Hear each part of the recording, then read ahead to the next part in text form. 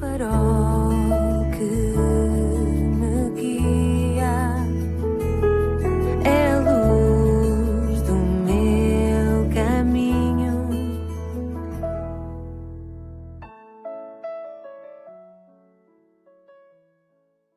Vindo à 134ª edição do programa Pedindo Luz. O tema hoje é a fé da Rainha Isabel II. Durante 11 dias, a Rainha Isabel II do Reino Unido foi notícia em todo o mundo, até à exaustão. Entre o dia da sua morte, 8 de setembro, e o dia do seu funeral, 19 de setembro. O mundo não ficou indiferente. O mundo parou. O mundo esteve atento. Entre 1 e 2 milhões de pessoas estiveram no centro de Londres, nos principais pontos por onde passou o caixão de Isabel II. Na televisão e internet, a audiência global mundial foi de 4,1 mil milhões de pessoas. Impressionante. Muita gente chegou a acampar em redor da abadia de Westminster para acompanhar as cerimónias fúnebres.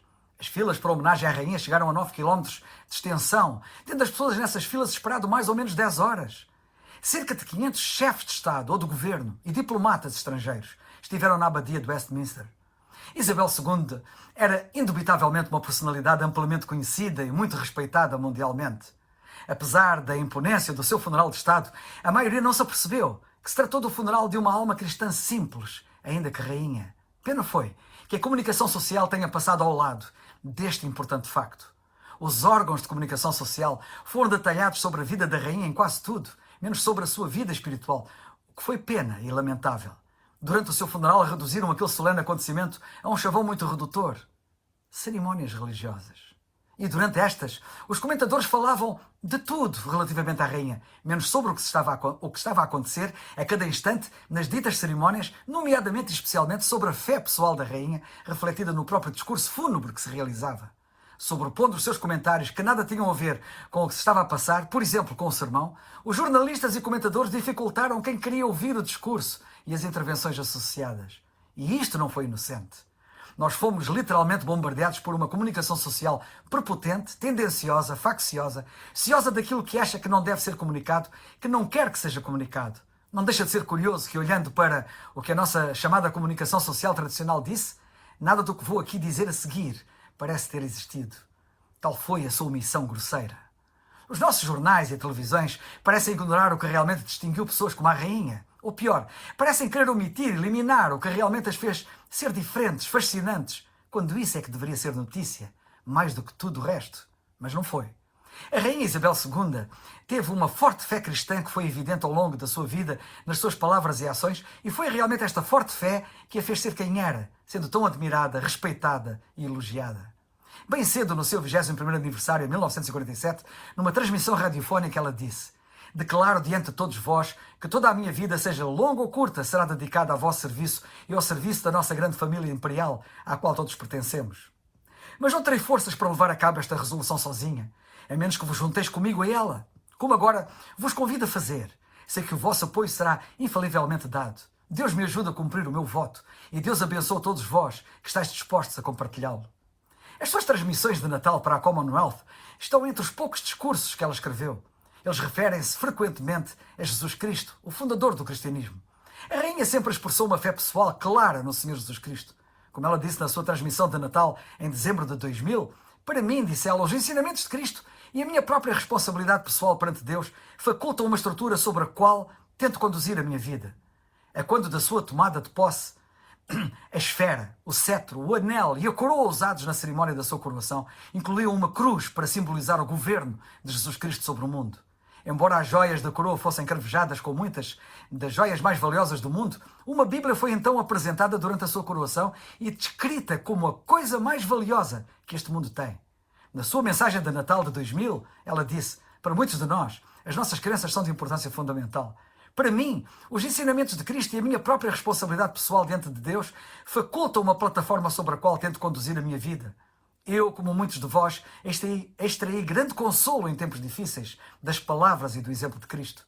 Além de falar sobre a sua fé e frequentar os cultos da igreja oficialmente, a rainha ia adorar em particular todos os domingos. Em 1992, num discurso para assinalar o 40º aniversário da sua coroação, ela agradeceu a todos os que oraram por ela e disse que essas orações a tinham sustentado durante todos aqueles anos.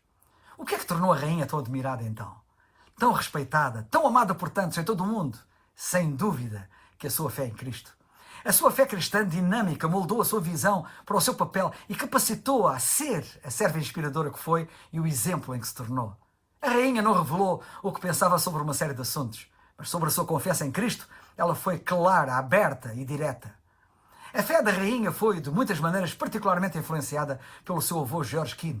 A fé da rainha, baseada na Bíblia, era simples e incluía a leitura de um capítulo das Escrituras todas as noites, até ao fim da sua vida.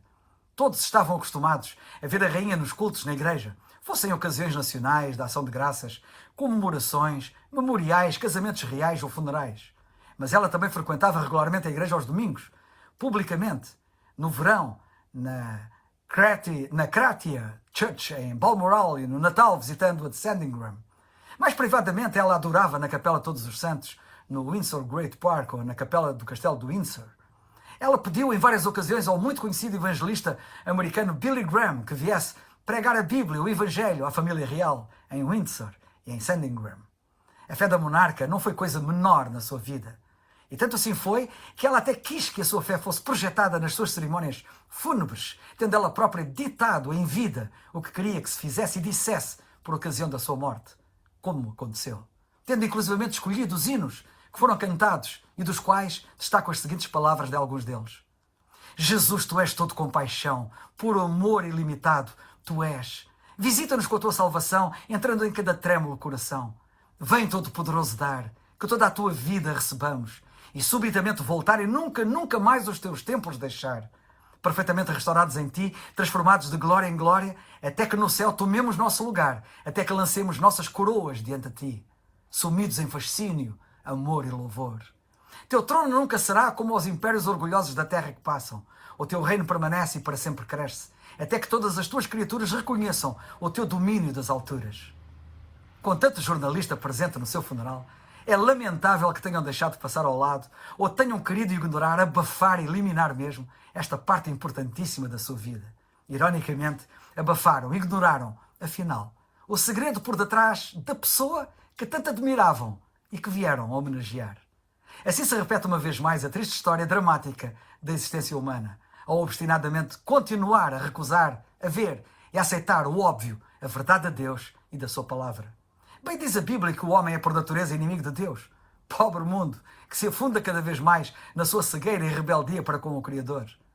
Gavin Ashenden, o ex-capelão da rainha, disse: há um estranho silêncio público sobre a fé da nossa rainha. E continuou: a vida, a atitude, a indomabilidade, a alegria e o vigor da rainha fluem diretamente do seu relacionamento com o Senhor Jesus Cristo. Foi a presença, o ensino e a graça do Senhor Jesus Cristo na sua vida que deram cor à sua personalidade e ao seu trabalho.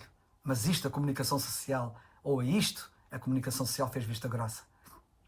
Em 2002, por exemplo, ela disse: sei o quanto confio na minha fé para me guiar nos bons e nos maus momentos. Cada dia é um novo começo. Sei que a única maneira de viver a minha vida é tentando fazer o que está certo, ter uma visão de longo prazo, dar o meu melhor em tudo o que o dia trouxer e colocar a minha confiança em Deus. Eu tiro forças da mensagem de esperança do Evangelho de Cristo. Outra influência apontada por Ashenden foram os pais da rainha. Poucas pessoas sabem que era costume da sua mãe, a rainha-mãe, ler a Bíblia às suas duas filhas todas as noites. Por meio da devoção e do dever da sua mãe, a rainha Isabel II familiarizou-se intimamente com as Escrituras, disse ele. O ex-capelão também comentou que partiu de Isabel II aos 13 anos a iniciativa de dar um poema ao seu pai, o rei Jorge VI, para ser lido na sua transmissão de Natal de 1939, logo após o início da Segunda Guerra Mundial. O poema intitula-se Deus Sabe. Isabel II foi realmente um exemplo de vida cristã e de morte cristã. Como bem disse o pregador do seu sermão fúnebre, ela ensinou tanto, se não mais, sobre Deus e graça, tanto em palavras quanto nas ações que as reforçaram, do que qualquer outra figura contemporânea. Mas ele disse mais no seu sermão fúnebre. Ele disse que o padrão para muitos líderes é ser exaltado na vida e esquecido após a morte, mas que o padrão para todos os que servem a Deus, famosos ou obscuros, respeitados ou ignorados, como a rainha, é que a morte é a porta para a glória. A rainha não foi nada esquecida, como bem se viu, e a sua morte foi a porta para a glória em todos os sentidos, devido indubitavelmente à sua fé firme em Cristo. Poucos líderes terão recebido a manifestação de amor e respeito que vimos ser-lhe prestada a ela. O Senhor Jesus Cristo disse a quem devemos seguir, quando disse: eu sou o caminho e a verdade e a vida, ninguém vem ao Pai senão por mim. E ela seguiu Seguindo, ela tornou-se num exemplo amplamente reconhecido. Porém, note-se bem, o exemplo da Rainha Isabel não foi dado pela sua posição, nem pela sua ambição, mas por quem ela seguiu. Ela tinha a mesma fé e esperança no Senhor Jesus Cristo que teve a sua mãe, a conhecida Rainha Mãe, e a sua trisavó, a não menos famosa Rainha Vitória. Em 1953, a rainha começou a sua coroação com uma oração silenciosa ao seu Deus e Salvador Jesus Cristo. Ela prestou a sua fidelidade a Deus antes que qualquer pessoa lhe prestasse fidelidade a ela. O seu serviço a tantas pessoas, na sua nação, a Commonwealth e o mundo, teve o seu fundamento e inspiração no seu próprio seguimento de Cristo, o próprio Deus, que disse que Ele próprio não veio para ser servido, mas para servir e dar a sua vida em resgate de muitos. Era esta a sua inspiração. Pessoas de serviço amoroso são raras na caminhada da vida. Líderes de serviço amoroso ainda são mais raros. Mas em todos os casos, aqueles que servem serão amados e lembrados por muito tempo, enquanto aqueles que se apegam ao poder e privilégios são completamente esquecidos. A transmissão que ela fez ao país por ocasião do confinamento provocado pela Covid-19 terminou com esta frase lapidar: nós nos encontraremos de novo. Todos os que têm a fé da rainha, a fé em Cristo, podem com ela também dizer: nós nos encontraremos de novo. Sim, nos encontraremos novamente no céu, na presença de Deus. Falar da vida que virá é exatamente falar de quem ela era. Ela era uma pessoa que tinha uma fé profunda e uma fé muito firme e, portanto, estava confiante que esta passagem por esta vida é muito breve e faz parte de uma jornada bem mais longa de uma vida com Deus. Na sua mensagem de Natal de 2011, ela disse: embora sejamos capazes de grandes atos de bondade, a história ensina-nos que às vezes precisamos de nos salvar de nós mesmos, da nossa imprudência ou da nossa ganância. Deus enviou ao mundo uma pessoa única, não um filósofo, nem um general, por mais importantes que estes sejam, mas um Salvador, com o poder de perdoar. É minha oração que todos nós possamos encontrar espaço nas nossas vidas para o amor de Deus por meio de Cristo Nosso Senhor. Quando ela prefez 90 anos de idade, Isabel II foi tema do lançamento do seu livro, nota bem o título do livro dela, A Serva Rainha e o Rei que ela serve, ao qual ela testemunha uma vez mais da sua fé cristã e de como esta a tinha fortalecido. Só o título em si, o título do livro, é um grande testemunho. A Serva Rainha e o Rei que ela serve. No Natal de 2019, a Rainha Isabel II enfatizou na sua mensagem anual de Natal transmitida aos seus súbditos que a mensagem de Cristo nunca está fora de moda e é mais necessária do que nunca. E sublinho isto. A Rainha exortou a todos que a mensagem de Cristo por todos deve ser ouvida. Bem, o tema hoje, como acabaste de ouvir, foi a fé da Rainha Isabel II. Ou seja, ela ter crido no Senhor Jesus Cristo como seu único Salvador. Recomendo que também tu creias, como tantas vezes tenho aqui dito. Não te iludas, não te distraias. Deus diz na Bíblia: crê no Senhor Jesus Cristo e serás salvo. Atos 16:31. É o farol